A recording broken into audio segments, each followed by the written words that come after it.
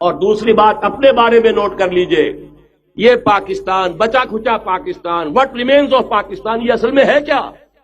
مولانا بہت خوبصورت انداز میں فرما رہے تھے، یہ 313 نہیں تھے، اسلام تھا۔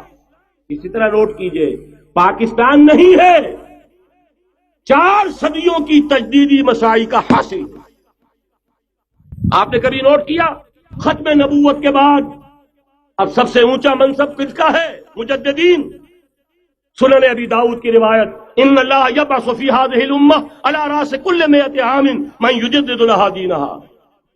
اور نوٹ کیجئے، کوئی بات ہے 1000 برس تک سارے مجدد عالم عرب میں پیدا ہوئے، جیسے ہی دوسرا 1000 سال شروع ہوا، الف ثانی کا مجدد اعظم شیخ احمد سرہندی کہاں تھا؟ صنم خانہ ہند میں حاضر ہوا۔ میں شیخ مجدد کی لحد پر، وہ خاک کے ہے زیر فلک مطلع انوار، گردن نہ جھکی جس کی جہانگیر کے آگے، جس کے نفس گرم سے ہے گرمی آرات۔ وہ پھر 12ویں صدی کا مجدد اعظم امام الہند شاہ ولی اللہ دہلوی، 13ویں صدی کا مجدد اعظم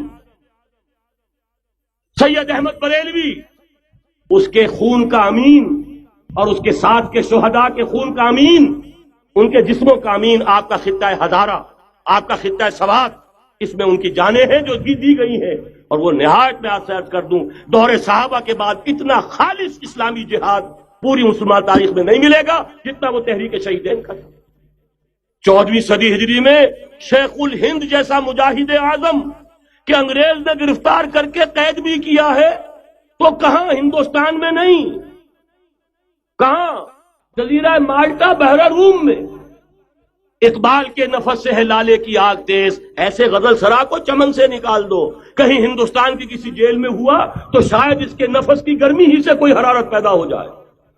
اور اسی صدی میں 14ویں صدی ہجری میں اقبال جیسا مفکر، اسی 14ویں صدی ہجری میں مودودی جیسا مصنف، اسی 14ویں صدی ہجری میں مولانا الیاس جیسا مبلغ رحمہم اللہ، عظیم شخصیتیں آج پورے عالم اسلام میں آپ کو تبلیغی دوست ملیں گے۔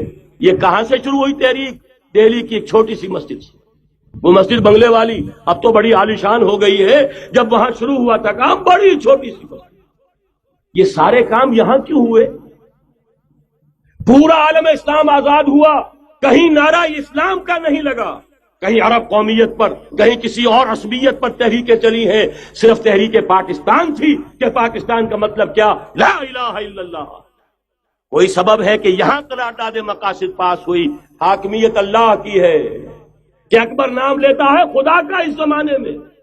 یہ سارا ماضی سامنے رکھیے اور حضور کی دی ہوئی پیشین گوئیوں کا مستقبل سامنے رکھیے، ان دونوں سے ثابت ہوتا ہے اس خطہ ارضی سے کچھ ہونا ہے۔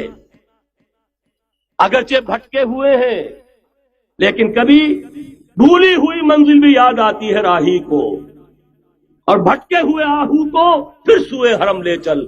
اس کی ضرورت ہے مسلمان کو پھر اس کا مقصد یاد دلایا جائے۔ پاکستان اس لیے نہیں بنایا گیا تھا کہ ہمارے ہاں ٹاٹے اور برلے نہیں تھے تو ہمارے پاس اس کے بھی باپ وجود میں آ جائیں، اس لیے تو نہیں بنایا گیا تھا۔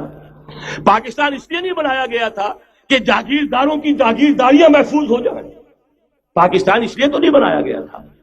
اور یہ کہ نمازیں اور مسجدیں تعمیر ہو جائیں، مسجدیں تو امریکہ میں تعمیر ہو رہی ہیں عالی شان سے عالی شان، اس لیے پاکستان نہیں بنا تھا۔ آج بھی مسلمان، میں معذرت سے عرض کر رہا ہوں مولانا سے، آج بھی بھارتی مسلمان کی ایوریج نمازی ہونے کے اعتبار سے پاکستانی مسلمان سے کہیں بہتر ہے۔ آج بھی برقع نظر آ جائے گا تو ہندوستان میں نظر آ جائے گا۔ میں نے اپنی آنکھوں سے دیکھا چند سال پہلے، جب مکہ مسجد حیدرآباد دکن میں 3 دن مسلسل میری تقریریں ہوئی ہیں، 10,000 مرد اور 5,000 خواتین، اور ان میں سے کوئی بغیر برقعے کے نہیں تھی۔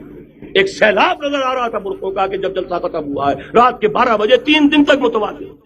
یہاں کہاں نظر آئے گا برقع آپ کو؟ یہاں تو جس کے بعد 2 پیسے ہو گئے اس نے سب سے پہلے برقع اتار کے پھینک دیا۔ معلوم اچھی طرح سمجھ لیجئے، یہ چیزیں تو وہاں زیادہ ہیں یہاں کی نسبت۔ اصل ضرورت تھی کہ یہاں اس نظام کو قائم کیا جائے، وہ نظام عدل اجتماعی، وہ جس میں حریت ہو، جس میں عام آدمی بھی خلیفہ وقت کو ٹوک سکے۔ یہ کرتا کیسے بن گیا؟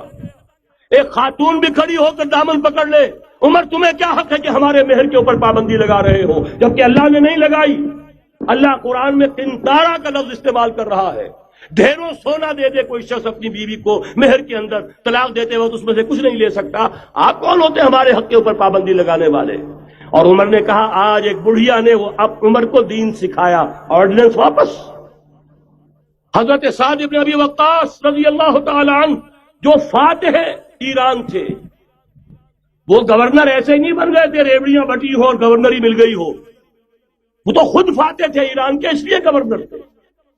صرف ایک پرچہ پہنچا ہے بارگاہ خلافت میں، حضرت عمر فاروق کے پاس انفارمیشن آئی سعد نے اپنے گھر کے باہر ڈیوڑی بنا لی ہے اور ایک دربان کھڑا کر دیا. حضرت بلال کو بھیجا ہے رقعہ دے کر، اور یہ حکم تھا کہ بلال پہلے تو جاتے ہی ڈیوڑی میں آگ لگا دینا، پھر یہ رقعہ دینا میرا.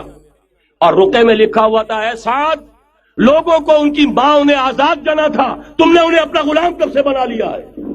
یہ دربان کھڑے کر دیا اپنے آگے. وہ حریت، وہ مساوات کہ جا رہا ہو خلیفہ وقت اور چارج لینے جا رہا ہے بیت المقدس کا، کوئی ذاتی علاج کے لیے نہیں جا رہا، سیر و سیاحت کے لیے نہیں جا رہا، چارج لینے کے لیے بالکل سرکاری وزٹ ہے، آفیشل وزٹ ہے، اسٹیٹ وزٹ ہے. اور حال کیا ہے؟ 700 میل کا فاصلہ طے کرنا اور ایک اونٹنی، کوئی انٹوریج نہیں، کوئی خدم و حشم نہیں، کوئی جمبو جٹ بھرے ہوئے نہیں، کچھ نہیں. ایک اونٹنی، ایک خادم. اس ایک اونٹنی پر چونکہ راستے کا راشن بھی ہے لہذا 2 آدمی نہیں بیٹھ سکتے، ایک بیٹھ سکتا ہے. ایک منزل خلیفہ وقت بیٹھا ہوا ہے اوپر اور خادم نکیل پکڑ کر چل رہا ہے.